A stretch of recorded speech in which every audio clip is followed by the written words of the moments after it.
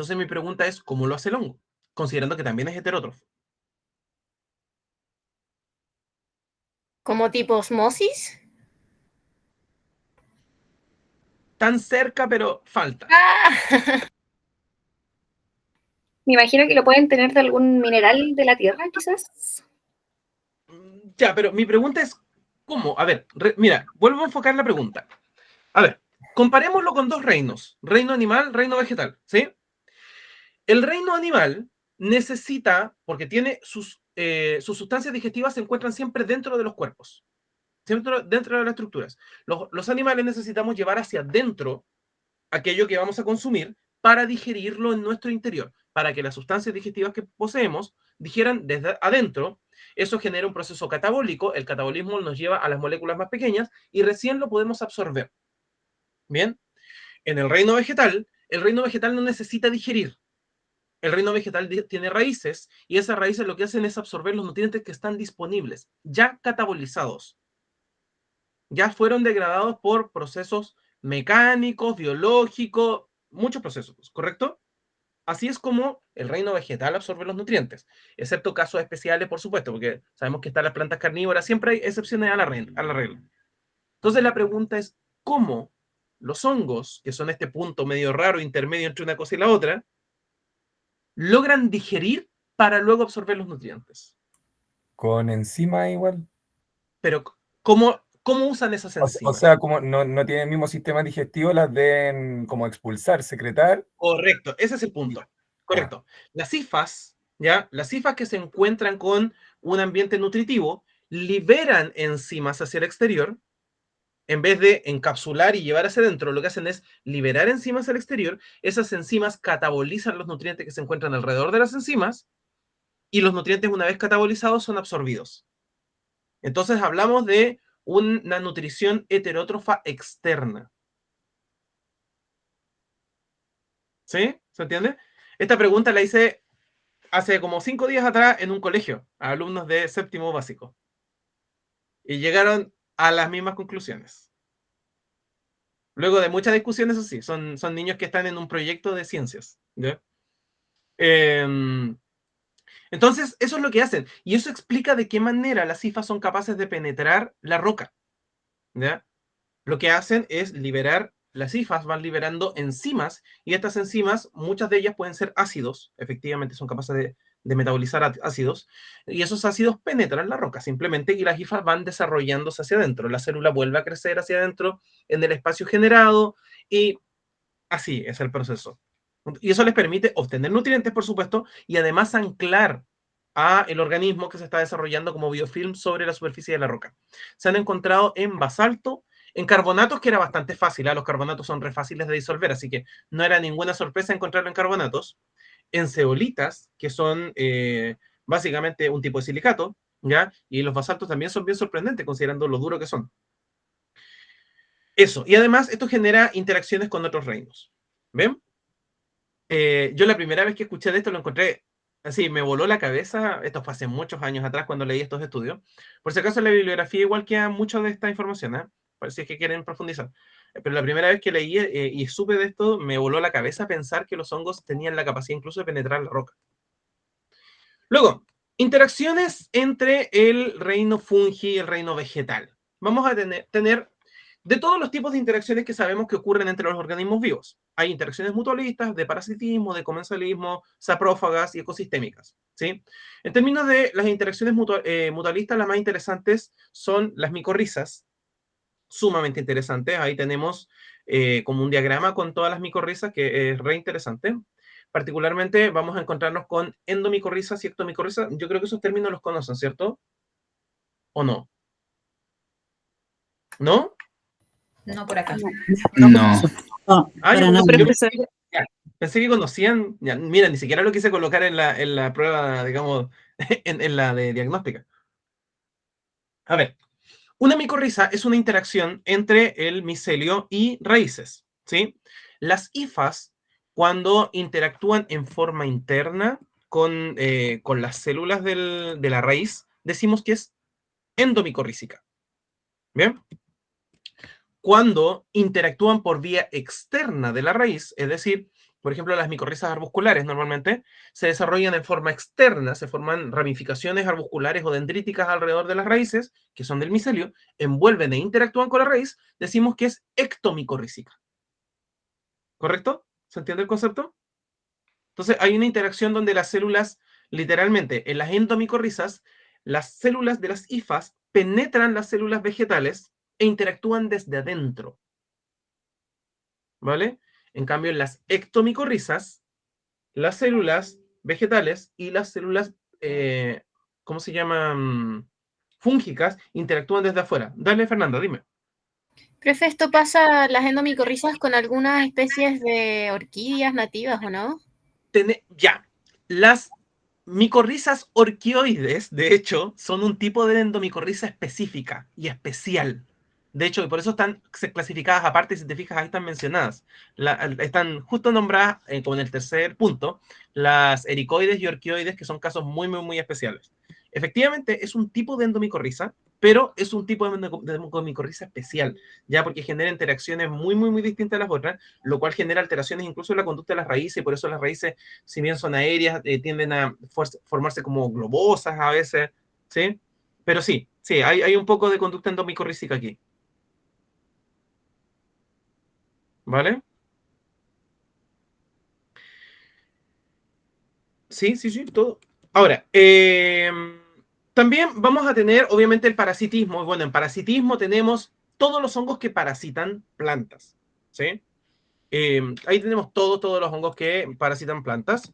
Eh, yo me imagino que conocen un montón, ¿sí? Me imagino que conocen hartos. Ay, me olvidé mencionar los endófitos, perdón. Los endófitos son organismos que literalmente viven dentro de la planta. Y en este caso, vamos a hablar de hongos que se desarrollan dentro de la planta, favoreciendo o protegiendo a la planta. Hay algunos hongos, no me acuerdo en este momento alguna especie en particular, hay algunos hongos que desarrollan como agallas en las raíces, ¿sí? Estas agallas corresponden a el hongo mismo viviendo dentro de estructuras celulares vegetales y los protegen de infecciones, los protegen de enfermedades y obtienen nutrientes de la planta al mismo tiempo, ¿ya? Una relación mutualista. Ahora, parasitismo, como les decía, Daniel, dime. Sí, es que me acuerdo que en una charla que hizo Patricia Silva, que es del Laboratorio de Ecología y Hongos de Micorrizas de la UC, de la Católica del Maule, decía que esas relaciones de las micorrizas como que no siempre son tan mutualistas y que hay como un gradiente desde el parasitismo incluso hasta el mutualismo. Sí. Y ahí daba el ejemplo de la orquídea y todo, como que se tiende a pensar siempre como una relación positiva para ambas, pero que hay casos en los que es negativo para el hongo y casos en los que hay negativo para las plantas y que hay como todo un espectro entre medio. Sí, de hecho, respecto a ese punto, creo que es bueno también desromantizar como la interacción micorrícica, porque, a ver, se ha vuelto como muy popular esta idea, como casi en modo avatar, de que no sé, de que los hongos generan esta red de interconexión entre todo el bosque y conectan todas las raíces y casi que todo el bosque conversa a través del micelio, ¿cierto? Un poco muy avatar. Sin embargo, esa es una visión bastante romantizada de los mecanismos, porque tal como dice Daniel, hay procesos micorrízicos que tienen todo un gradiente y que dependen mucho de las condiciones ambientales, ¿sí? Es muy importante esto entenderlo, de que el hecho de que se establezca una relación mutualista donde potencialmente ambos individuos puedan obtener beneficios, es que potencialmente ambos individuos pueden obtener beneficios. No siempre ocurre. Bajo ciertas condiciones de estrés, el hongo va a desarrollar una conducta más bien parasitaria dentro del proceso micorrícico y viceversa. Bajo otras condiciones de estrés, el vegetal va a obtener más beneficios de la micorriza que el hongo, literalmente parasitando también las funciones del hongo, ¿ya? Las funciones fúngicas. Entonces, hay un artículo bien interesante que escribió el César Marín, que es uno de los expertos más grandes que tenemos en Chile en micorrizas, que está en la página de Fungifest, que habla un poco de esto, de que saquemos esta idea romantizada de las micorrizas, como que la red de interacciones del cerebro, ¿cachai? Sí, ahí Daniel compartió, súper, de hecho, ese es el artículo, tal cual, que lo compartió ahí en el chat. La red así como del cerebro que conecta todo, y en parte sí, o sea, sí es cierto, hay intercambio de nutrientes, hay interacciones, ¿cachai? Que pueden ser muy benéficas, pero hay un espectro efectivamente de interacciones que está un poco mucho romantizado, ¿sí? Ahora, como decíamos, parasitismo. En el parasitismo son fitopatógenos, son muy conocidos. Sin embargo, no todos los fitopatógenos nosotros los consideramos tan terribles. De hecho, hay un parasitismo que es muy famosillo en México, que es Ustilago maudis, que es el hongo que le llaman huitlapoche también. Este honguito deforma los granos de maíz y es consumido por los seres humanos, ¿sí? Se le considera un manjar en México. Tenemos interacciones de comensalismo donde hongos logran desarrollarse, por ejemplo, en la superficie de un, no sé, de un vegetal sin causarle daño. Un ejemplo muy típico de esto son algunas de las micenas. Hay micenas que se desarrollan en la corteza de los árboles, específicamente esas, las micenas que se desarrollan en corteza de los árboles sin dañar al árbol, sin proporcionarle ningún beneficio tampoco. Entonces ahí hablamos de un comensalismo, ¿sí? Micena hematopus es un excelente ejemplo de eso.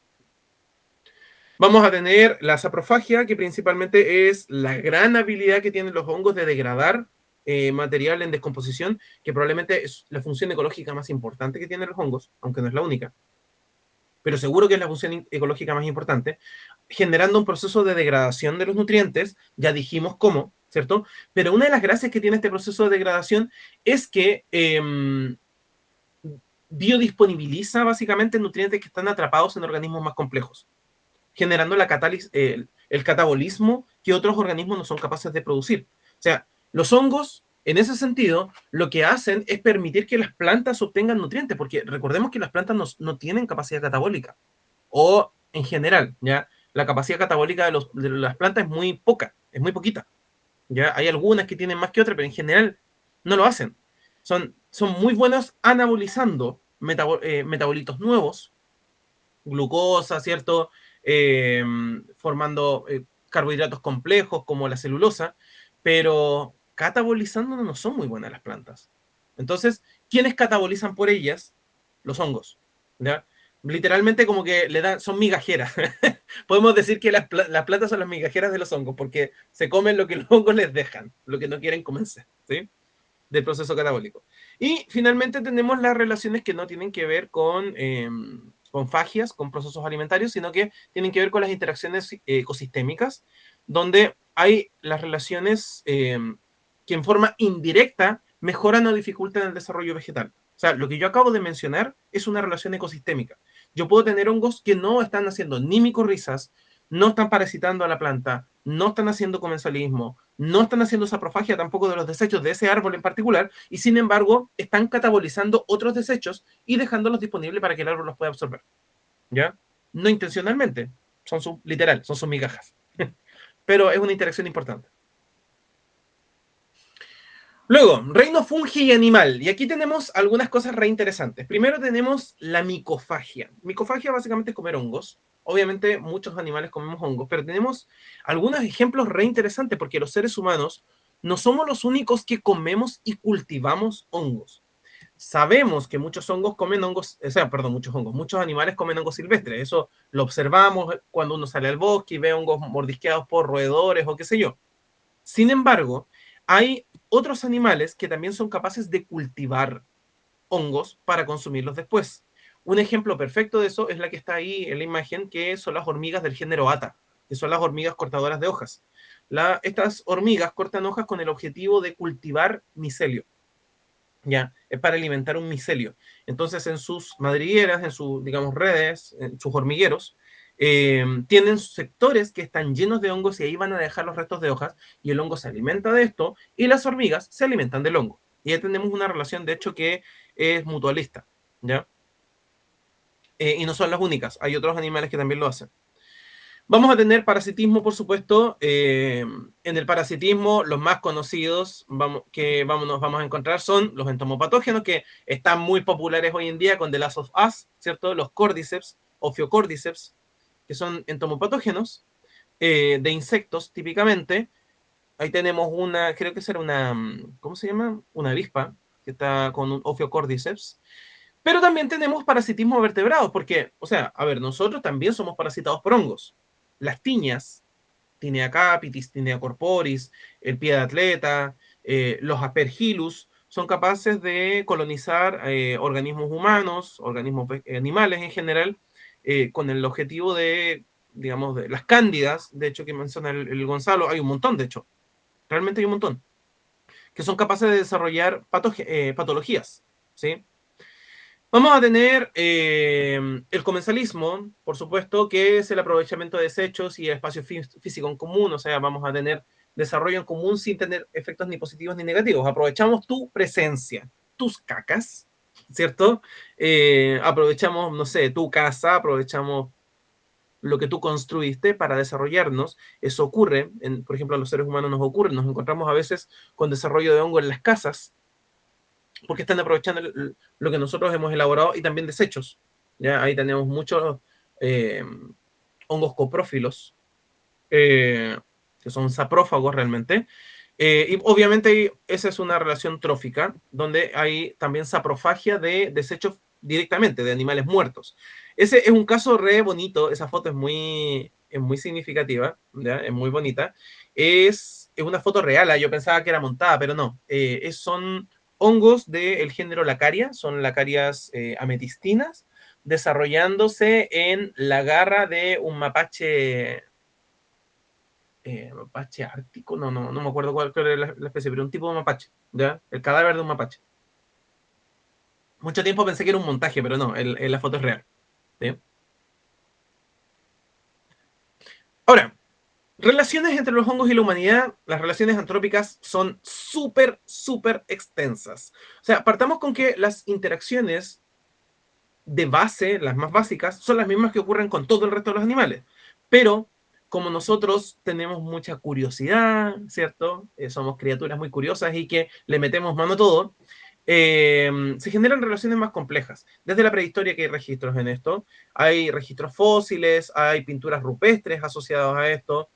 Lo que está arriba es una representación de una pintura rupestre de los pueblos inuit. El que está abajo es una representación de un chamán, si se fijan, cubierto de hongos. Es una imagen muy popular dentro de la micología, ¿ya? Y ahí tenemos una representación de consumo de hongos en Grecia, en un bajo relieve, ¿sí? Hay un amplísimo registro de los hongos en el arte. De hecho, en India también, por ejemplo, en India está el concepto del soma, que es como un alimento de los dioses, que hacía referencia principalmente a las amanitas muscarias, ¿sí? Pero había una manera en que lo preparaba, tenía todo un tema. Y interesante, súper interesante, es que en Chile, no sé si todos lo saben, está el asentamiento humano de América más antiguo, registrado, que está en Monteverde. Bien, en ese asentamiento humano, que es muy antiguo, reitero, es el más antiguo de toda América, creo que tiene 18.000 años, si mal no recuerdo, ahí se encontraron muchas cosas interesantes. Herramientas por ejemplo, de obsidiana, algunas cerámicas y qué sé yo, y dentro de las cosas que se encontraron también se encontraron hongos. Se encontraron esporas, se encontraron residuos de hongos y en las capas más profundas, porque este yacimiento arqueológico tiene muchas capas, encontraron hongos fosilizados incluso. Así que la interacción humana es muy compleja y muy antigua con los hongos, ¿sí?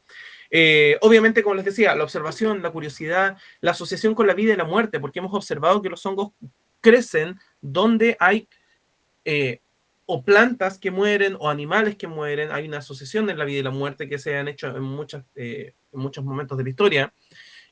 También se han desarrollado asociaciones accidentales y esas generalmente son las asociaciones como alimentarias, ¿ya? Porque, a ver, ¿cómo el ser humano sabe si algo no se come o no se come? Probándolo. Y si se muere, entonces yo no me lo como. Y si no se muere, me lo puedo comer. Básicamente ese es como el gran mecanismo, ¿no? Y hoy en día, principalmente a través de la investigación. Ahora, algunas cosas como interesantes respecto a esta relación fungi con el ser humano. Claro, hay hongos que se los comen una sola vez en la vida, literalmente. Hay hongos que se pueden comer una sola vez en la vida. Como siempre se dice, todos los hongos son comestibles, algunos solo una vez en la vida. Es que respecto, por ejemplo, a Roma, en Roma y en Grecia eran muy apreciados los hongos, particularmente algunos de género samanita. Se sabe, hay registros de esto, no solamente en bajos relieves. Y el emperador Claudio falleció por lo mismo que fallece hoy en día la gente, amanitas faloides. El emperador Claudio, ¿ya? Consumía amanita cesárea, sobre todo. De hecho, de ahí viene el concepto, amanita cesárea, ya que es una amanita comestible. Y algunas otras amanitas, ¿sí? Eran muy populares. Y dentro de sus recolectores, algunos se equivocaron, sacaron amanitas faloides y se murió. Otro dato como interesante, como en términos históricos, es que durante el periodo del Alto Egipto, porque no fue en realidad en todo el tiempo, en el periodo del Alto Egipto, los hongos eran considerados como dadores de la inmortalidad. Esto tenía que ver con la asociación, uno, con el Nilo, porque los hongos solo crecían en Egipto cuando ocurrían las subidas del Nilo, porque había suficiente humedad, de lo contrario no encontraban. Y segundo, porque siempre los encontraban asociados a degradación de cadáveres o qué sé yo. Entonces se interpretaban como un símbolo de renacimiento y símbolo de inmortalidad. Por eso solamente los faraones y la familia del faraón podían comer hongos en el periodo del Alto Egipto. ¿Sí? Datos freak ahí respecto a la relación humano-hongo. Y hay un montón de variabilidad en torno a lo que hoy en día hacemos con hongos. O sea, partamos porque comemos hongos silvestres o cultivados, ¿cierto? Además, tenemos modificaciones alimentarias que hacemos gracias a los hongos. Hay cosas que modificamos en términos alimentarios para obtener otro tipo de alimento gracias a los hongos. El pan lo fermentamos con levadura, ¿cierto? El vino, el queso, la cerveza se hacen con hongos, ¿sí?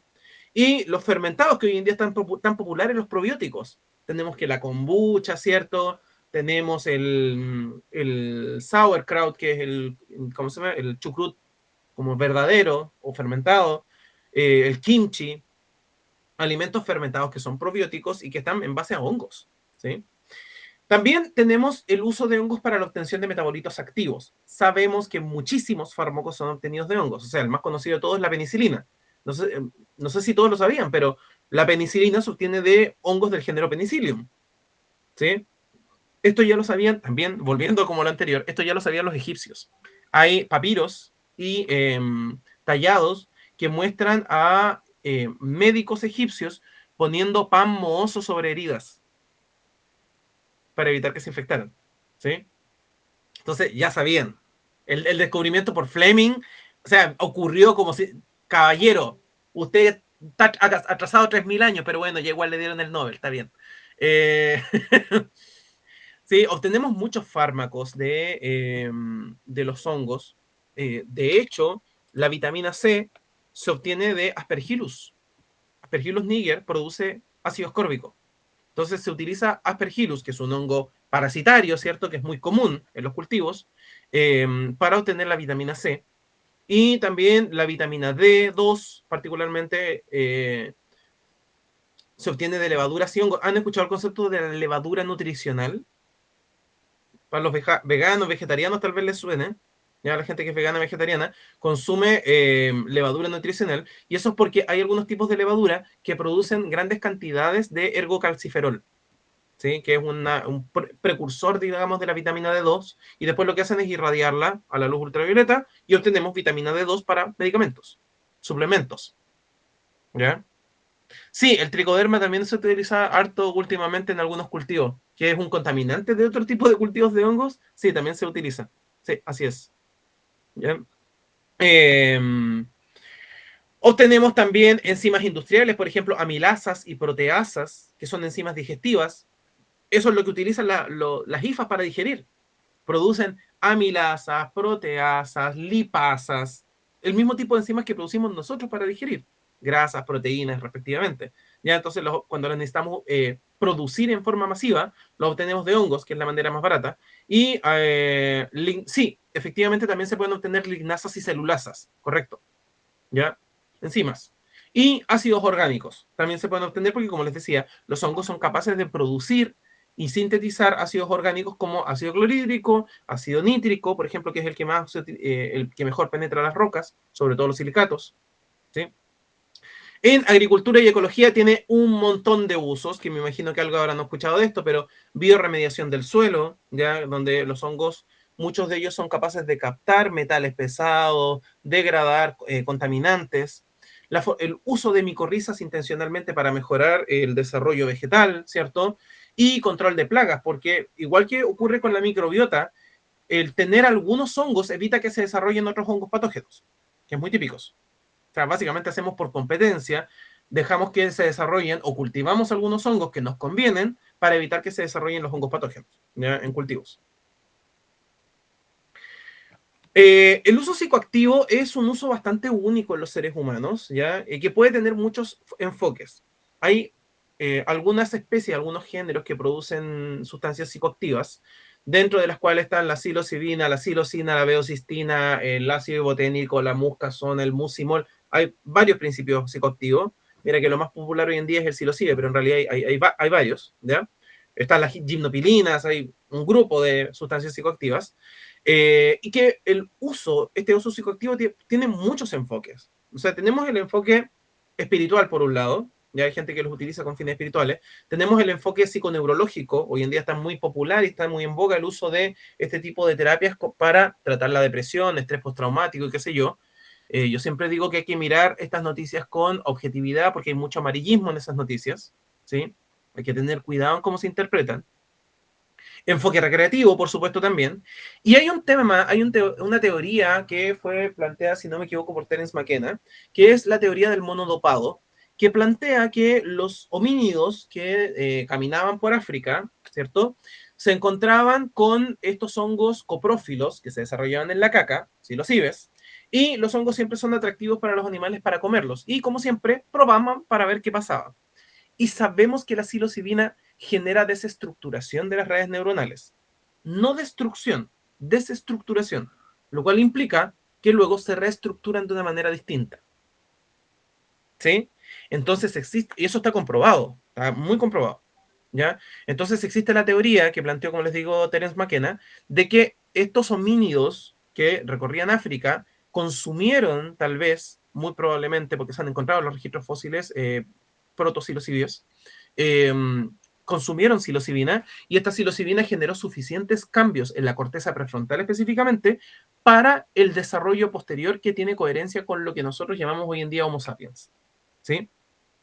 Y que habría generado la divergencia de los tres grupos homínidos principales del Homo sapiens, Homo neanderthalis y Homo, no me acuerdo el tercero, ya que estaban como simultáneos en esa época. ¿Bien? Ahora, eso es una teoría que obviamente no está comprobada, pero hay varias cosas que lo apoyan. En el arte, bueno, los hongos han tenido mucha representación. Dice respecto a esto, ¿qué opinas sobre la visita de ciertos personajes a María Sabina y todo lo que inició ese proceso? Pucha, es que eso da para mucha discusión, la verdad. Mira, el tema... Yo nunca estoy en contra no estoy en absoluto en contra del tema de los hongos psilocibios, creo que tienen muchos beneficios, hay mucho potencial ahí, pero creo que lo veo desde las dos perspectivas, desde la perspectiva de la ciencia y desde la perspectiva de la espiritualidad. Si lo planteo desde la perspectiva de espiritualidad, puedo decir que hay poco respeto, como diría María Sabina, hay poco respeto por los espíritus de los niñitos santos, ¿sí? O sea, es mandarle y mandarle y mandarle a ver qué nos pasa. Y eso pasa mucho. Y desde la perspectiva de las ciencias, pasa un poco lo mismo. No entendemos o no queremos aceptar de que una sustancia psicoactiva puede tener efectos muy potentes. Yo, como especialista en intoxicaciones por hongos, tengo registros de pacientes que han hecho brotes psicóticos severos y que han quedado hospitalizados en el Hospital Psiquiátrico Philippe Pinel, que está en Putaendo, por consumo de hongos psilocíbios.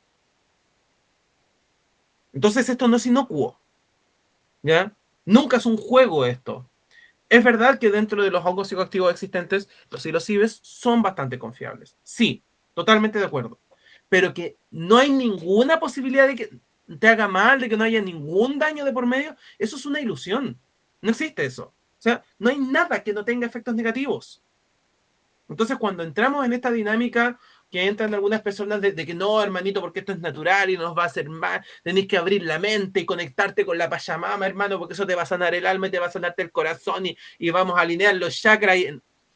Creo que eso es un error grande, ¿sí? El no entender y no respetar, por un lado, si quieres verlo de la perspectiva espiritual, el espíritu de los hongos, y por otro lado, si les quieres ver de la perspectiva científica, la complejidad de las estructuras moleculares y sus interacciones, ¿sí?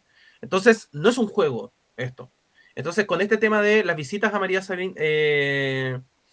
Sabina, creo que ocurrió mucho de esto. O sea, a María Sabina la visitaron una cantidad de seres humanos que entraron desde psiquiatras, porque efectivamente fueron varios psiquiatras y neurólogos a visitarla, hasta artistas, músicos y qué sé yo, y que todo eso me parece súper válido, pero ¿cuál era la intención detrás, cachai? ¿Cuál era el verdadero espíritu que había o actitud que había en el proceso? ¿Sí? O sea, ahí como que digo, hay que tener cuidado, ¿vale? Ahora, en términos de biomateriales, también se han desarrollado los hongos no solo como agentes productores de metabolitos útiles, sino que el micelio hoy en día se está reciclando, luego de producir hongos, para utilizarlo como biomaterial que para muchas cosas. O sea, están generando contenedores, cuero sintético, hay un montón de cosas que se están elaborando con micelio, ¿ya? Como biomaterial. Y una cosa re interesante que ha ido ocurriendo estos últimos años también es que hemos observado que unos parientes de los hongos, ya dije que no son hongos, que son los mixomicetes, no son verdaderos hongos, tienen una conducta inteligente, ¿sí? Ahora, esta inteligencia, este es un estudio que se hizo en Japón. Para los japoneses no hay ningún conflicto en hablar de inteligencia con algo que no sea humano, pero a algunos científicos les dio escozor hablar de inteligencia. Sin embargo, lo que nosotros vemos en la imagen ahí, abajo, es un mixomicete. Reitero que esto no es un verdadero hongo, sino que es un... corresponden a... ¿cómo se llama esta porquería? Protozoos, ¿sí? Agrupados, son conjuntos de protozoos, ¿ya? Y lo que nosotros estamos viendo ahí es el plasmodio de un mixomicete llamado Fusarium polycephalum. El Fusarium polycephalum busca nutrientes y su plasmodio es el que se extiende. Y lo que hicieron ahí fue colocar un laberinto. Y el Plasmodium resolvió el laberinto. Y posteriormente lo que hicieron fue elaborar un laberinto con un diseño, por ahí lo colocaron en los comentarios, de hecho, con un diseño que contenía todas las estaciones de tren de Tokio. Entonces, primero el Plasmodium se extendió por todas las redes, pero luego el Plasmodium lo que hace es volver más eficiente la distribución de los nutrientes. Entonces se empieza a eliminar todas las vías poco eficientes. Y lo que obtuvieron fue la red más eficiente para organizar las estaciones de metro en Tokio. ¿Sí? Entonces, es una manera también de aprovechar, digamos, la inteligencia natural de estos organismos. ¿Sí? Finalmente, vamos a hablar de mi tema máximo, mi tema como central, que es seguridad. No nos vamos a ir tan en la profunda en esto, pero sí vamos a ver los elementos más importantes, ¿ya? Porque el tiempo no nos daría. Y era necesario que viéramos un poco de todo lo anterior, porque como les digo, en base a lo que yo vi en la diagnóstica, habían varios elementos que era importante como abordar. Entonces, dentro de la micofagia, ¿cierto? Dentro de la micofagia está el riesgo de intoxicarse. Y ahí tenemos los micetismos. Micetismo es el término técnico que utilizamos para las intoxicaciones por ingesta de hongos, sean estos silvestres o cultivados. No se debe confundir con la micotoxicosis. La micotoxicosis es la intoxicación por metabolitos externos generados por hongos filamentosos habitualmente. Entonces, ¿a qué me refiero con esto? A ti te sale moho en el pan, penicillium, aspergillus, ¿cierto? Moho en el pan. Y estos hongos desarrollan metabolitos para digerir, pero también desarrollan algunos metabolitos para proteger su territorio, porque no quieren que sea colonizado por otros hongos, por ejemplo. El micelio está metido en todo el alimento. El micelio ya se desarrolló en todo el alimento, solo que está principalmente concentrado en la parte que nosotros vemos del moho, ¿sí? Y ese micelio está produciendo metabolismos digestivos y metabolitos defensivos, lo cual significa que son toxinas en la práctica, ¿ya? Entonces, esta conducta de cortarle el pedacito de la fruta buena y comerse el resto implica de que igual nos estamos comiendo toxinas que no están dentro de el contexto del hongo, digamos, de la carne, por así decirlo, del hongo, sino que están en forma externa. Y eso se llama micotoxicosis, ¿ok? Ahora, normalmente esta conducta no es de mucho riesgo en adultos sanos. ¿Por qué? Porque la concentración más alta de estas toxinas se encuentra allí donde está el cuerpo fructífero, o sea, lo que nosotros vemos como moho, ¿ya? Entonces, la mayor concentración está ahí, pero en el resto del alimento igual hay, pero es menor la cantidad. Y en toxicología siempre importa mucho la dosis. Con el queso, con todo ocurre lo mismo, ¿ya? Ojo que los quesos que tienen hongos son quesos que producen metabolitos que no son tóxicos para nosotros, ¿sí? Por ejemplo, el penicillium que se utiliza para el camembert, ¿cachai? O el hongo que se utiliza para el queso azul, producen metabolitos que para nosotros no son tóxicos, ¿sí? Así que por eso no es problema en comerte ese hongo, no pasa nada. Sin embargo, muchos penicillium, muchos otros penicillium, muchos otros aspergillus y tricodermas producen toxinas que sí son más complicadas. Entonces, reitero, para un adulto no es tan terrible, pero en niños, el tempe, sí, también es otro buen ejemplo. En niños y en adultos mayores y en pacientes renales, esa conducta no se debe replicar. Yo siempre lo advierto, no se debe hacer esto de cortarle el pedacito malo para preparar el resto como comida en un niño, en un adulto mayor o en un paciente renal. Porque la concentración de toxinas es más baja, pero a estos pacientes que son más sensibles sí los puede intoxicar. ¿Correcto? Así que si tú quieres sacarle el pedacito malo a la manzana y comerte el resto, probablemente no pase nada. Pero no hagas eso con un niño pequeño, por ejemplo, ¿ya? En términos de, no sé, usar el pedazo de zapallo bueno y no usar el pedazo de zapallo malo, lo más probable es que igual estás proporcionándole toxinas. Te doy al tiro el paso de Daniel. Y muchas de estas toxinas son termoestables y sobreviven a la cocción. ¿Ya? Daniel, dime. No, ahí respondiste mi pregunta, que era por el proceso de cocción o fritura no mataría estas toxinas o algo así, pero ya lo dije. Muchas de estas toxinas son termoestables, porque claro, la cocción puede eliminar al hongo, pero muchas de las toxinas son termoestables, ¿cachai? Entonces pasa lo mismo cuando tenéis la mermelada y le salió el hongo encima, la típica, sacarle el hongo y volverla a cocer, el gran clásico de las abuelitas, ¿no? Y de las mamás. Es perfectamente viable, reitero, en un adulto sano, ¿bien? Pero, nuevamente, adultos mayores, niños y renales sobre todo también, hay que evitarlo, ¿ya? Y eso se llama micotoxicosis. En el refrigerador se propagan ciertos que se echó a perder. Mira, hay que entender, Carolina, que todo está lleno de esporas. En este momento yo estoy bañado en esporas, tú también, ¿ya? El refrigerador está inundado de esporas. Entonces, si algo, da lo mismo si algo se echó a perder hoy día, la semana pasada, hace 3 meses, lo llenaste de cloro, en algún momento igual entran las esporas. Esporas hay en todas partes, ¿cachai? Es parte casi de nuestro ambiente. Entonces, claro, es más fácil que se propaguen si ya hubo un alimento en descomposición. Sin embargo, mientras nosotros no veamos la descomposición tal en otros alimentos, no nos tenemos que urgir mucho, porque, por ejemplo, los vegetales tienen mecanismos de autoprotección frente a esto. Por eso está la cera que tienen los vegetales, las frutas por fuera. Es uno de los mecanismos que tienen para defenderse, ¿cachai?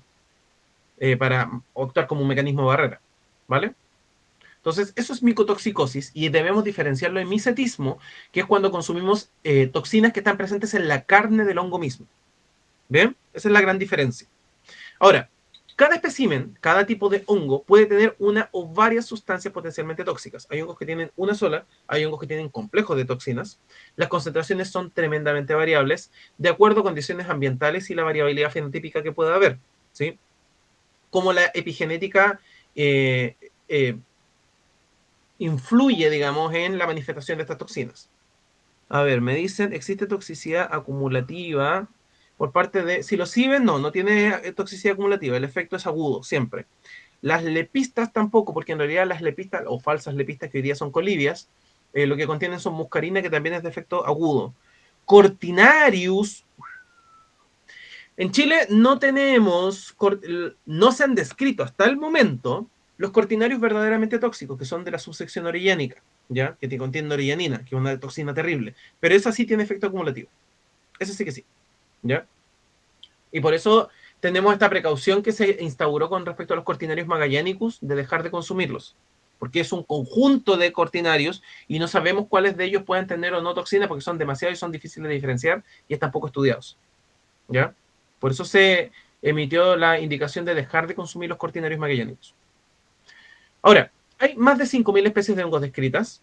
En Chile hay más de 30 especies silvestres comestibles. Es un montón. Tenemos muchos hongos comestibles en Chile. ¿Sí? Hay entre 50 a 70 potencialmente tóxicas y entre 5 a 6 especies potencialmente mortales, aunque la que ha causado todas las muertes en Chile es una sola, que es la típica a nivel mundial, que es Amanita phalloides. ¿Ya? La variabilidad, además de los síndromes, es tremendamente impredecible un poco. Varían un poco los síntomas, la latencia, no todos los hongos causan los mismos síntomas. Además, no hay formación en clínicos. En Chile no se educa en micetismos a los clínicos, ni a los médicos, ni a los enfermeros, ni a nadie. Se los digo de verdad, no existe formación clínica para esto. Nada, no hay absolutamente nada.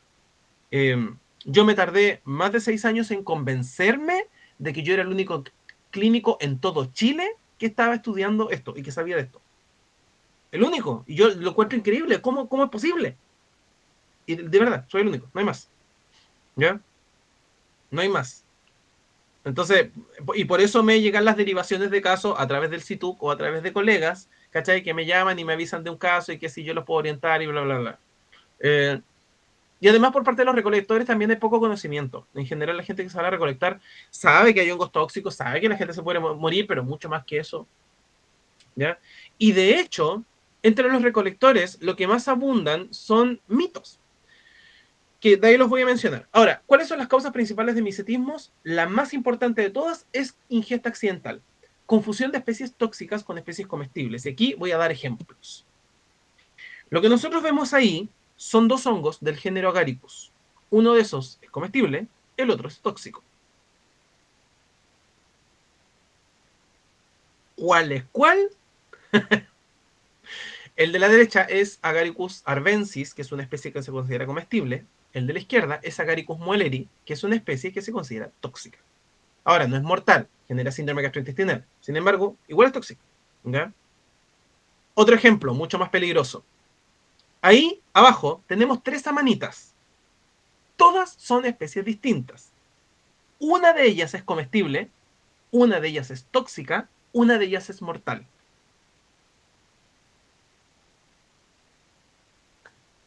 Correcto, el piojento. Ahora, ¿cuál de esos 3 es piojento, Gonzalo?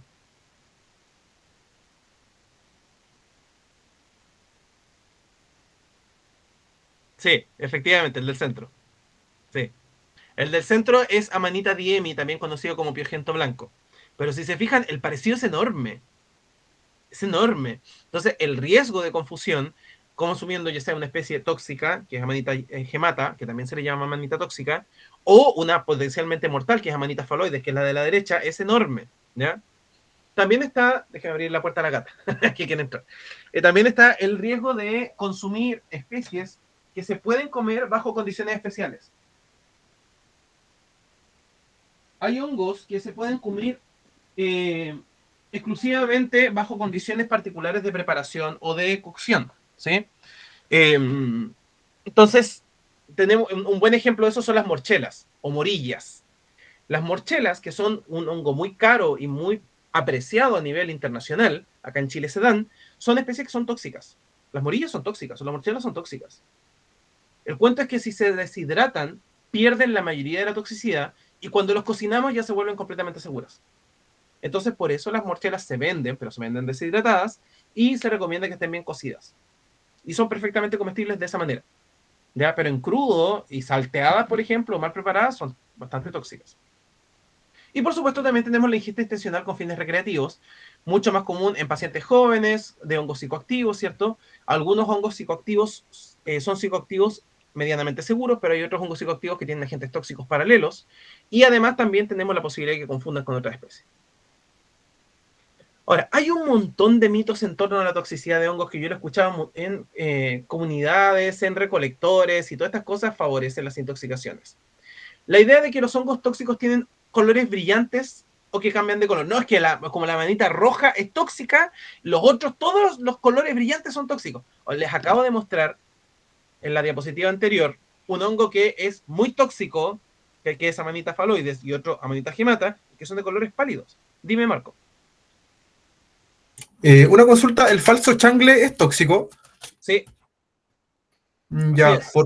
porque, por ejemplo, acá en la quinta región crece el falso changle versus el del sur, que es comestible. Ujú.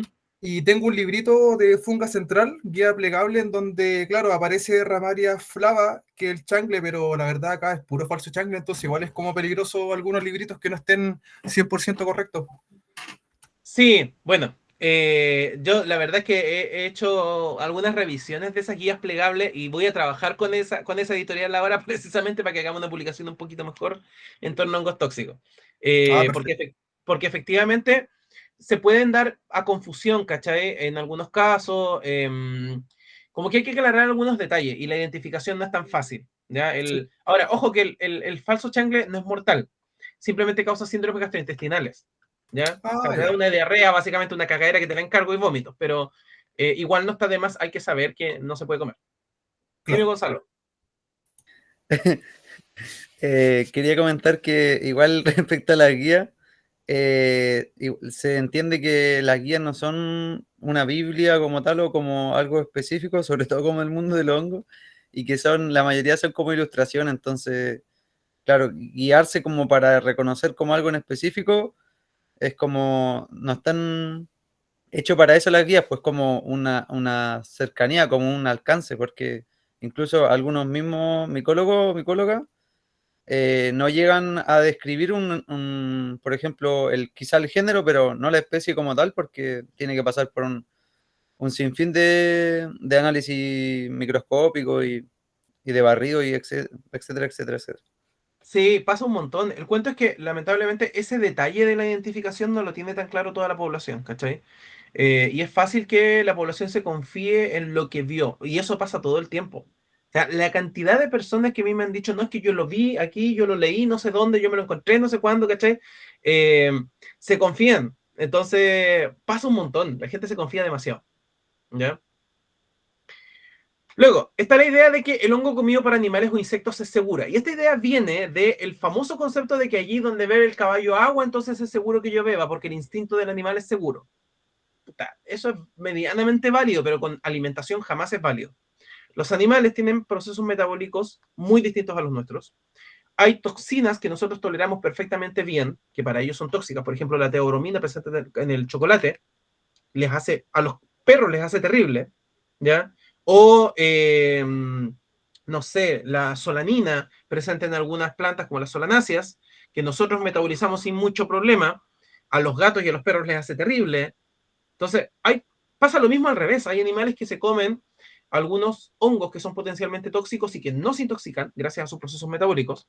Entonces, no es un criterio de seguridad. Jamás. La idea de que si pones ajo o plata dentro cuando estáis cocinando y se pone negro es indicador de veneno, eso viene de Europa, específicamente es una reacción que ocurre con un hongo que se llama Boletus satani, pero que no está en Chile, ¿ya? Es específico, solo es para ese. La idea de que los hongos tóxicos tienen mal olor o mal sabor viene de que es un mito en realidad. La gente que ha comido manita faloide, que es el mortal y que ha sobrevivido, dice que es muy rica. ¿Ya? Que si se cocinan lo suficiente son seguros, viene de la idea de que hay hongos que efectivamente solo si se cocinan son seguros, pero crudos son peligrosos, pero eso no es una norma tampoco universal, hay toxinas que son termoestables. Los hongos que pierden el veneno con vinagre, ese mito viene de Uruguay principalmente porque ellos procesan un hongo llamado Gymnophilus unionus a través de cocciones a repetición y luego escabechado, y eso lo vuelve seguro, siendo que es tóxico en otras condiciones, ¿cachai? Entonces, no es una norma universal, de que los hongos venenosos no dejan crecer a otros comestibles alrededor. Entonces, ese concepto es de que, no, mijito, mire, en este sector todos los hongos que están aquí son comestibles. No funciona así, ¿cachai? No funciona así, que la manita al reposarla en leche pierde su psicoactividad. No, no es cierto. Absolutamente no. No, no, no, no, no, no, no. No es cierto. ¿Ya? Eh, Entonces, no es, tenemos hongos que son tóxicos y comestibles creciendo juntos. Un ejemplo clásico de eso es Calciporus piperatus, que es parasitario del micelio de Amanita muscaria, que son estas rojitas con puntos blancos. Crecen juntos, de hecho, unos al lado del otro, y Calciporus es más o menos comestible, porque es medio picante, pero hay gente que se lo come, y Amanita muscaria no. Entonces, que crezcan en el mismo territorio no me da la seguridad de que sean todos comestibles o todos tóxicos. Está la idea de que siempre que me intoxico tengo que tener síntomas gastrointestinales, entonces si no me los causa, no estoy intoxicado. Mentira. Hay hongos que tienen toxinas que causan otros síndromes, ¿sí? Es que hay tips universales para identificar hongos comestibles o tóxicos, no existen, no hay una norma, eso no está. Ahora, aquí solo quiero ejemplificar la complejidad que tiene el tema de las intoxicaciones por hongos a nivel mundial, ¿sí? Cuando yo hice el diplomado de toxicología clínica, el grupo de toxinas más complejo de todos era el de los hongos, porque es el que más tipos de síndromes pueden llegar a causar. Hay reacciones alérgicas, que no son realmente intoxicaciones, pero pueden ser bien severas. Hay cuadros gastroentéricos simples. Lo que están ahí son géneros nomás, no son especies, es como para ejemplificar, ¿ya? Hay síndromes alucinatorios y delirantes causados por psilocibe, Panaeolus, algunas amanitas. Hay síndromes muscarínicos que pueden ser bien severos. Normalmente no son mortales, pero pueden ser bien severos. El síndrome hepatotóxico feloidiano, que es potencialmente mortal. ¿Ya? Está el síndrome hemolítico y nefrotóxico secundario, lo cual significa que algunas toxinas de algunos hongos, como los bacillus, entran a la sangre, destruyen los glóbulos rojos, luego de destruir los glóbulos rojos, los residuos de esos sobrecargan al riñón. O sea, es una locura. ¿Ya? El síndrome nitrinoide o antabús causado por la coprina, que es una sustancia que inactiva la capacidad de procesar el alcohol. No te intoxicas con el hongo, te intoxicas con el alcohol. Porque el alcohol, para variar, el etanol es una toxina que nosotros evolucionamos para poder metabolizar, pero es tóxico, ¿sí? Por eso existe el coma etílico, de hecho, o la intoxicación etílica, ¿ya? Porque ya hay como que sobrepasamos la capacidad metabólica del hígado, pero estos hongos inactivan al hígado para metabolizar ese alcohol. Y el síndrome giromítrico renal, que es causado por las giromitras, el velas ileotias, que en realidad es mucho más complejo que eso. Cada vez hay más investigación de eso y las giromitrinas, que son un grupo de toxinas presentes en los chicharrones de campo o giromitras, son nefrotóxicas, son neurotóxicas, son cancerígenas acumulativas, son terribles, ¿ya? Entonces, es muy complejo este tema de la toxicología de hongos, ¿sí?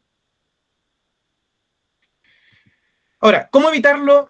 Partir con algunos elementos, recomendaciones básicas. O sea, primero aprender a reconocer siempre la especie y sus posibles confusores.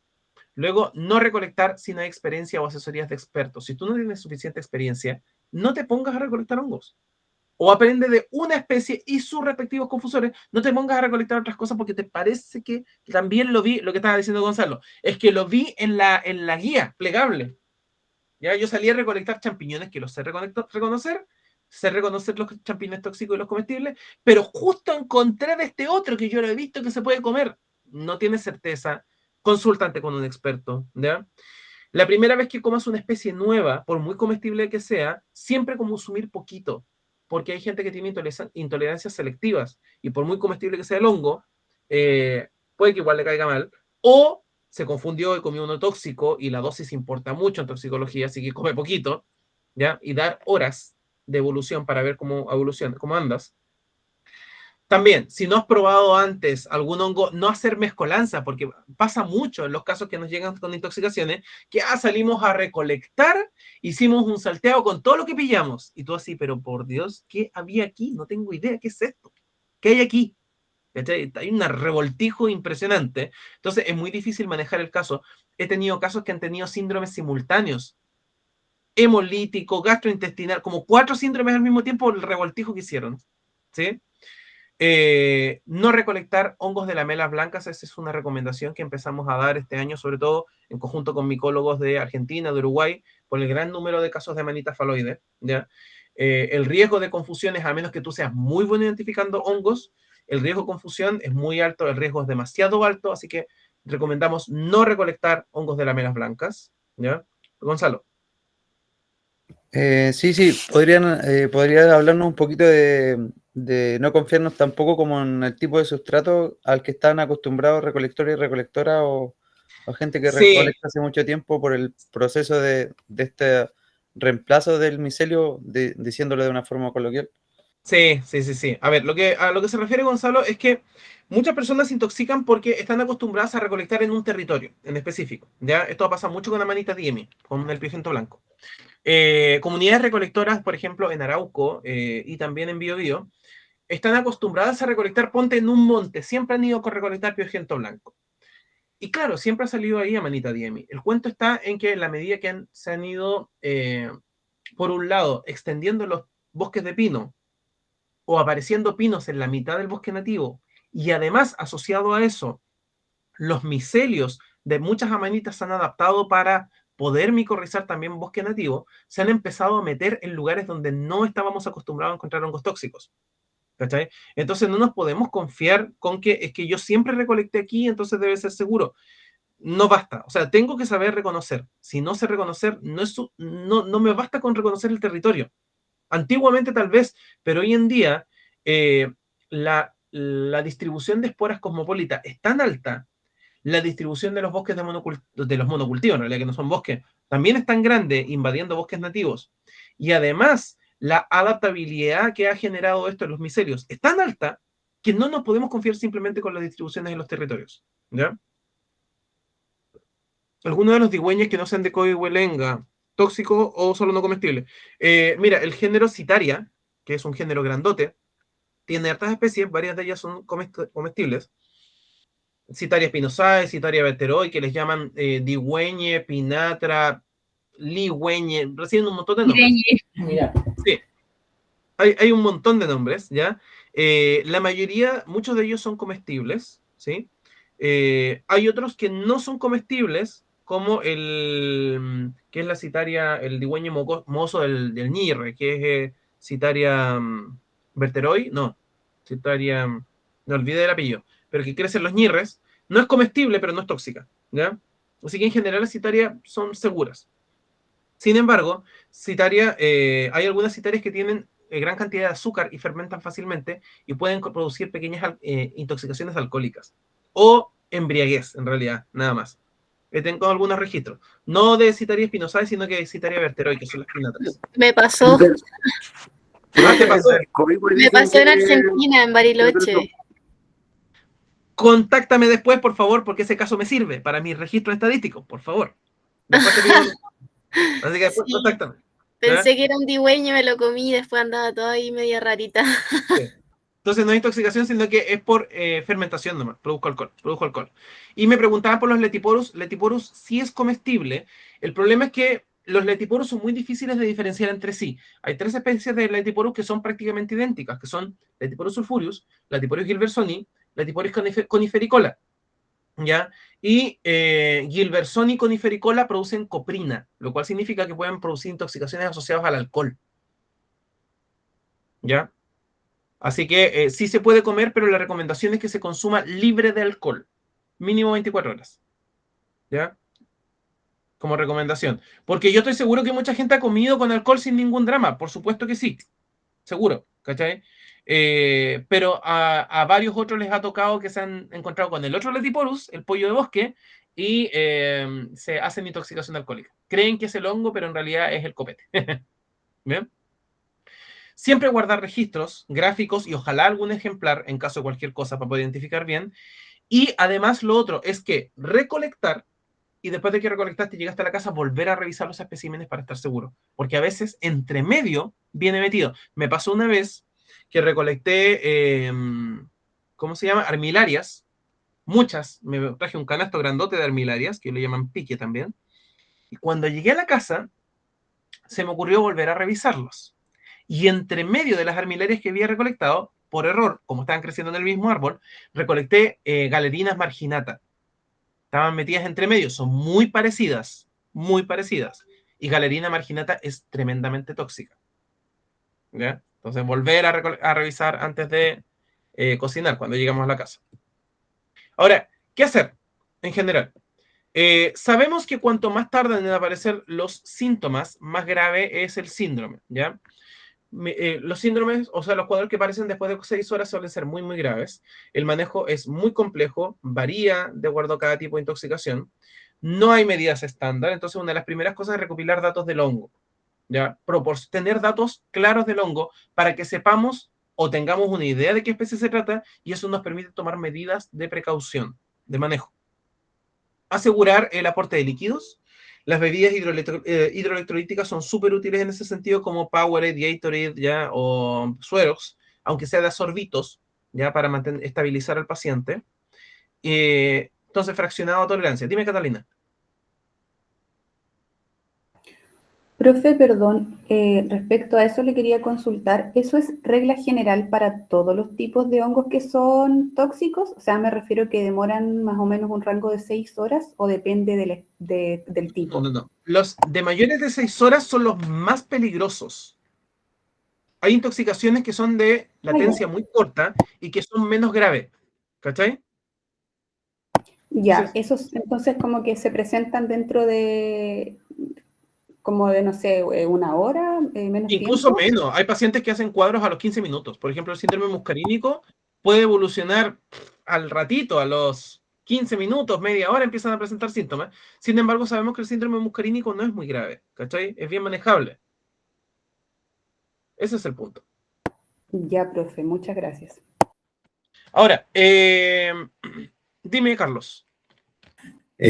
Perdón, pero para estos pacientes que están o que inician cuadro posterior o más o menos las 6 horas, en todo caso debería ser grandes cantidades de volumen o cuánto volumen deberíamos administrar más o menos. Ah, tú dices volumen para administrar. La verdad es que mientras más líquido aportemos, mejor. ¿Sí? Entonces le podría administrar grandes cantidades de volumen si no tiene asociado alguna otra cosa que pueda afectar la cantidad de volumen que estoy administrando. Claro, si no tiene vómitos, ¿cachai? El paciente tolera que se tome medio litro, 1 litro. Sí, es una buena idea. Porque muchas de las toxinas se eliminan por... Mira, esto tiene muchos efectos positivos. ¿Ya? Por un lado, hay toxinas que se eliminan por vía renal. Entonces, al aportar más líquido, el paciente va a querer orinar más y vamos a tener eliminación más rápida por vía urinaria. 1. Segundo, los shock en los cuadros más graves habitualmente se deben a hipotensión, bajada en la presión. Al aportar volúmenes grandes, aportamos más volumen a la sangre y aportamos más sodio, lo cual mantiene la presión elevada. ¿Cachai? 3. Muchos de los pacientes hacen cuadros de diarrea o vómitos, y durante los cuadros de diarrea y vómitos se pierden electrolitos como sodio y potasio, lo cual genera mayor complicaciones asociadas a la intoxicación, ¿cachai? Que son las hiponatremia y las hipocalemias. Y entonces cuando nosotros aportamos bebidas hidroelectrolíticas, estamos disminuyendo los efectos de eso. Entonces, por todos lados es beneficioso si el paciente lo tolera. ¿Sí? Dime. Perdón, la última como para cerrar el tema de la cantidad de, quizás de volumen. Si está hipotenso mi paciente o tengo mi paciente muy hipotenso mientras lo estoy atendiendo, ¿puedo usar vasoactivo? Si lo tengo. Ya, pero es que, a ver, no estamos metiendo en la parte clínica. Aquí Sí, estoy hablando de primeros auxilios nomás, ¿cachai? O sea, si tú me hablas, es que por eso, el enfoque es súper distinto. Si nos ponemos a hablar de enfoque clínico, el manejo ya es otra cosa, ¿sí? Porque ahí ya estamos pensando en el shock y en el manejo del shock, ¿cachai? Ahí tenéis que meterte en otro tema. Es otro, ya, mucho más complejo. Si ya tenéis un acceso venoso, ¿cachai? Me estáis hablando que tenéis un paciente hipotenso y taquicárdico, estamos hablando de un shock, que puede ser un shock distributivo, un shock, no sé, generalmente son distributivos los de este tipo. Otro el manejo, otro el enfoque. Aquí yo estoy abordándolo de una forma mucho más simple desde la perspectiva de primeros auxilios. O sea, los vasoactivos van a tener sentido en la medida en que efectivamente estemos abordando un shock con hipotensión crítica asociada, ¿cachai? Otro enfoque. ¿Sí? Vale. Ahora, si el paciente tiene vómitos y diarrea, que salga, ¿ya? No inhibirlos. Pastillas de carbón, en términos de uso, pueden ser súper útiles durante la primera hora. Para los cuadros agudos de la primera hora, pueden ser súper útiles porque, si bien la pastilla de carbón no es exactamente igual al carbón activado, tiene una capacidad de absorción de toxinas que no deja de ser. Así que puede tener utilidad tomarse 2 o hasta 3 durante la primera hora si hay síntomas. Y trasladar a centro asistencial. Ahora, yo desarrollé, digamos, en base a la investigación y ha demostrado ser útil, un antídoto primario. Reitero, todo esto es muy de primeros auxilios. Esto no es una solución, son primeros auxilios, ¿sí? Que es la obtención de 2 moléculas que tienen actividad contra varias de las toxinas y sobre todo con las toxinas más peligrosas que son las falotoxinas, que son las que pueden matar a la gente. Vamos a hablar de la aucubina y la silimarina. La ocubina es un compuesto que tiene actividad antiinflamatoria, mejora la excreción hepática, disminuye el daño hepático en general y puede actuar como antídoto verdadero de algunas falotoxinas. Y se encuentra presente en varias plantas, sin embargo, la que tiene mayor concentración es planta gualanceolata, que está ahí en la foto arribita, ¿sí? También llamado llantencillo o siete venas, son como los nombres vernáculos más comunes. Es una sustancia termolábil, por tanto el tecito de esto no sirve. Y por otro lado tenemos silimarina. La silimarina es una molécula espectacular, es una maravilla, ¿ya? Es hepatoprotectora. Lo que hace es restaurar el glutatión, que es un agente antioxidante en el hígado.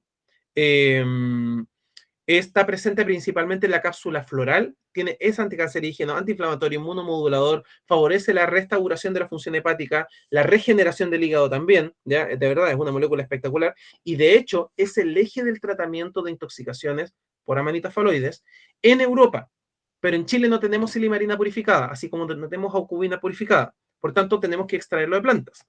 Entonces, lo que hacemos es obtener cápsulas florales de cardomariano, porque las semillas son los que más tienen.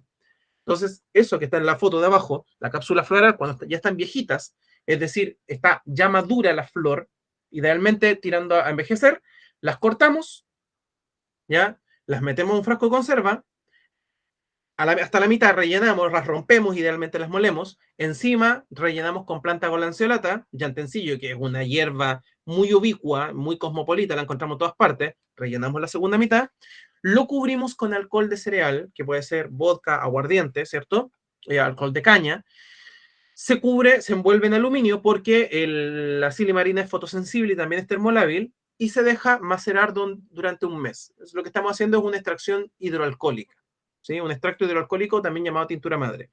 Eso después se cuela y se protege de la luz. Dura perfectamente un año, sin problema. Y eso, ante sospechas de intoxicación, puede ser útil en muchos cuadros de intoxicación, no en todos, pero sí en muchos, en administración de volúmenes de entre 3 a 10 a 30 ml diluido en agua. ¿Ya? En el único síndrome que no se debe administrar por ningún motivo y que está completamente contraindicado es en el síndrome antabús, el síndrome de intolerancia por alcohol, porque la base de esta preparación es alcohólica, así que es muy mala idea. En todos los otros síndromes tiene algún grado de utilidad, ¿sí? Levantaron la mano ahí. ¿Quiénes levantaron la mano? Ah, Jacqueline, dale, dime. Hola, una consulta, el tema del alcohol. Yo trabajo en un laboratorio que hacemos extracciones vegetales y el alcohol de melaza, bidestilado, la graduación, tú sabes que a mayor graduación, menos toxicidad. Entonces, usar alcohol que ya están procesados igual tiene un grado de toxicidad. Por supuesto que sí. O sea, a ver, yo reitero, siempre lo digo, yo aquí estoy dando opciones o alternativas muy de primeros auxilios, ¿cachai? Que están disponibles como para todo el mundo. Si tú tienes la posibilidad de tener alcohol de melaza, ¿cachai? De alta pureza, puta, una maravilla. Encuentro maravilloso, ¿cachai? Para producir un extracto hidroalcohólico, o sea, espectacular. Pero no es lo que tiene todo el mundo al alcance. Y sin embargo, el aguardiente y el vodka son fácilmente obtenibles, ¿cachai? Y en los volúmenes en que lo vamos a administrar, la toxicidad alcohólica como tal que vamos a obtener es muy baja. Ahora, por ahí me preguntaban, dame un segundo, Catalina, me preguntaban si podía utilizar cápsulas de silimarina. En Chile, hasta donde yo he visto, circula muy poca la cápsula de silimarina. Sí, son muy útiles, ¿ya? Generalmente lo que circula son cápsulas de cardomariano. El problema es que las cápsulas de cardomariano no siempre tienen solo semilla de de cardomariano, sino que suelen tener planta completa molida. Y el resto de la planta tiene una concentración muy baja. ¿Cachai? Ahora, hay algunas marcas de Legalón. El Legalón tiene silimarina purificada, pero no he visto que llegue a Chile últimamente. Yo sé que en otros países cercanos, como en Perú, hay. Hoy se me está empezando a descargar esta cuestión. En Perú hay silimarina purificada, llega como en cápsulas. Y también hay silimarina de origen veterinario. Eso sí llega de muy buena calidad a Chile. Silimarina de origen veterinario, ¿ya? Y que se puede utilizar. Y lo usan, de hecho, para protegerle el hígado a los animales o intoxicaciones. Catarina, dime. Profe, perdón por la consulta, pero ya que sacó este tema un poco más natural, Ujú. ¿sabe entonces si en estos casos serviría usar clorofila líquida, por ejemplo? No tiene ninguna utilidad. Porque, a ver, la clorofila tiene algunos efectos antioxidantes, pero aquí nos tenemos que meter un poco como en la toxicología y en la fisiopatología toxicológica que tiene particularmente, específicamente las falotoxinas. Este antídoto yo lo pensé y lo diseñé pensando específicamente en las falotoxinas, pero con el tiempo me he dado cuenta que sirve para varios otros, ¿ya?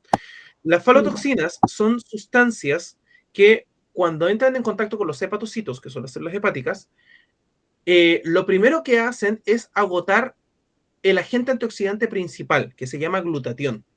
Las células están sometidas a estrés oxidativo. El estrés oxidativo es el que puede matar a las células, o es uno de los principales medios de destrucción celular, ¿ya? Y las células, para protegerse de los peróxidos y los superóxidos que producen los procesos metabólicos, producen glutatión. Casi todas las células lo producen, sin embargo, el hígado es quien más lo produce, ¿ya? Las falotoxinas agotan las reservas de glutatión. Y posteriormente de agotarlas, tienen un efecto ribosómico, haciendo que las células ya no lo puedan producir más. Entonces las células se empiezan a morir y hay necrosis por oxidación. Lo que hace el cardomariano es actuar sobre las células que aún no están dañadas en el hígado, duplicando y hasta triplicando la producción de glutatión. ¿Cachai? Entonces es un efecto muy, muy, muy específico. Y por eso la silimarina es como una de las drogas como principales en acción para tratar las intoxicaciones por amanitas faloides. Otra de las opciones que tenemos son la N-acetilcisteína, que sí tiene algún grado de utilidad, y la administración de, aunque parezca curioso, la penicilina, porque actúa como competidor de entrada en el hígado. ¿Cachai? Como que usa la misma vía y evita que la toxina entre y la podamos eliminar. Pero la clorofila como líquida va a tener muy, muy, muy poca utilidad, la verdad, dentro de este contexto. ¿Sí? Ya, profe, muchas gracias. Me queda clarísimo. Okay. Así que eso. No sé si tienen algunas otras dudas. Ahí hay bibliografía, como les digo, si alguien quiere consultar, después les puedo mandar el PDF sin drama. Pero eso. No sé si tienen alguna otra pregunta, jóvenes.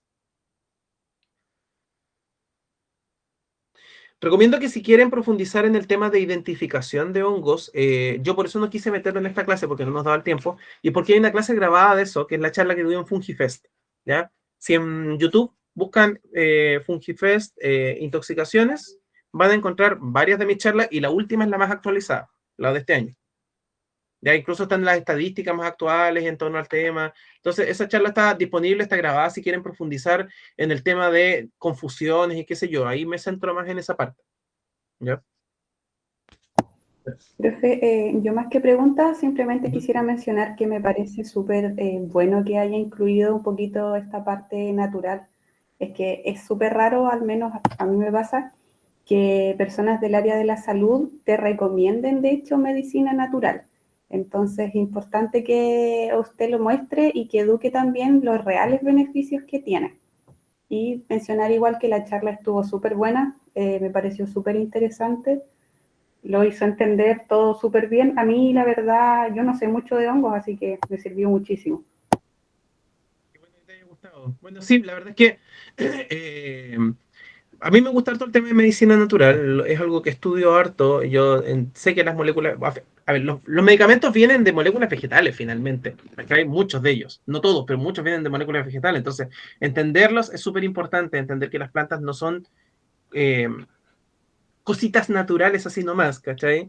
Y como ejemplo de esto, por si acaso, como solo para reforzar la idea, hubieron 4 intoxicadas en la zona de Ñuble hace poco, ¿ya?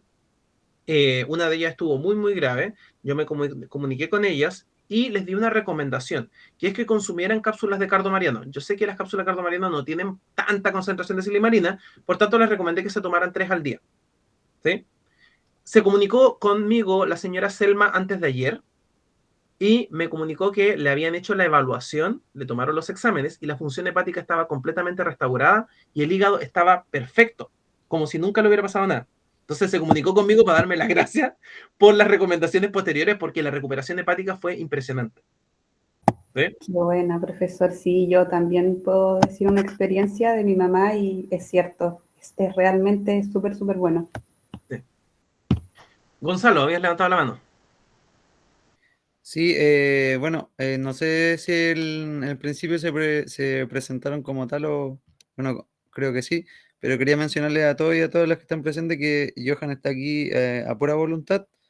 Él se ofreció sin ningún tipo de resistencia, así que nada más que agradecerle esta tremenda clase, que muchos y muchas verán una y otra vez. Así que muchas gracias, Johan. Por nada. ¿Fernanda? Nada, quería hacer una consulta respecto de la Silly Marina. Estuve todo el rato escuchando y decía, yo he escuchado esto, y claro, cuando trabajé en la veterinaria la recetaban mucho. Sí. No sé si se puede usar en los humanos. Yo lo encuentro perfectamente utilizable. ¿Ya?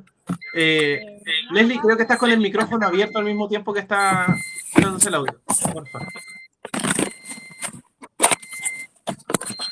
No la puedo silenciar. Que estás con eco, Leslie. Sí, no lo logro silenciar. Lo que les decía, que bueno, la verdad es que yo encuentro perfectamente utilizable la silimarina veterinaria, porque está más purificada que las cápsulas que circulan, como les digo, que suelen ser de cardo mariano, ¿ya? Para humanos. Así que sí, yo lo encuentro perfectamente utilizable en estos casos, ¿ya? E incluso como en forma preventiva. Ahí me preguntaban por contacto, me olvidé colocar los contactos acá, pero les voy a dejar en el chat mi correo. Andriano. A ver, Johan. Y además les voy a dejar el Instagram que utilizo para hacer difusión en torno a estos temas. ¿Ya? De todo modo, Johan, igual te los puedo pedir yo por interno y los podemos compartir con las publicaciones que hagamos en el Instagram de la carrera y en el blog verde de ISMA. Vale. Sí. Igual ahí se los dejé. Estaba mi correo y les dejé la cuenta de Instagram que utilizo regularmente, ¿cómo se llama? Para hacer difusión de estos temas. Así que eso. Bien. Oye, Johan, darte las gracias infinitas por tremenda charla. Yo sabía que habían hartos estudiantes interesados en participar. Es un mundo en el que hay que profundizar en la carrera de manejo de silvestre protegido. Darle las gracias también a Gonzalo, que hizo las gestiones de contactar. Estudiante de primer semestre de la carrera, también muy motivado con hacer este tipo de actividades y nada. ITMA siempre es un espacio abierto para este tipo de instancias y obviamente darle voz a estas temáticas que no siempre son, digamos, que no las tenemos siempre, no tenemos la oportunidad y que están dentro del marco de otros eventos que no siempre tenemos la oportunidad de participar. Así que, de verdad, infinitas gracias, Johan, por la voluntad, por ese conocimiento, ¿cierto? Por la experiencia y todo el aporte que hiciste a resolver las preguntas de los estudiantes también. Yo me quedo pero muy contento con lo aprendido. Bueno, ojalá que les Y sirva. obviamente, sí, gracias al profe Medel también por haber dispuesto de su clase para estar acá con nosotros. No, agradeció también Johan, como profesor, los chicos varias veces solicitaron una instancia como para poder profundizar sobre el mundo funga y esta fue la instancia y se agradece igual en nombre de todos los chicos y chicas. Pues nada, muchachos. Bueno, ojalá que les haya gustado, que les sirva. Después les voy a estar compartiendo el PDF y como les digo ahí en el chat, igual dejé los contactos. Y ahí Víctor seguramente después los va a compartir también. Por supuesto que sí. En eso vamos a estar ahí haciendo la difusión correspondiente a la charla. Súper. Ya, pues que tengan buena noche. Nos vemos. Muchas gracias. Descanse. Chao. Muchas gracias. Gracias. Que tengan buen fin de semana. Chao, muchas gracias. Mucho su taller, profesor. Muchas gracias, buenas noches. Buenas noches, gracias. Buenas. Adiós, buenas noches, gracias por todo. Chao. Buenas noches, adiós. Buenas. Chao. Que tengan bonito fin de semana.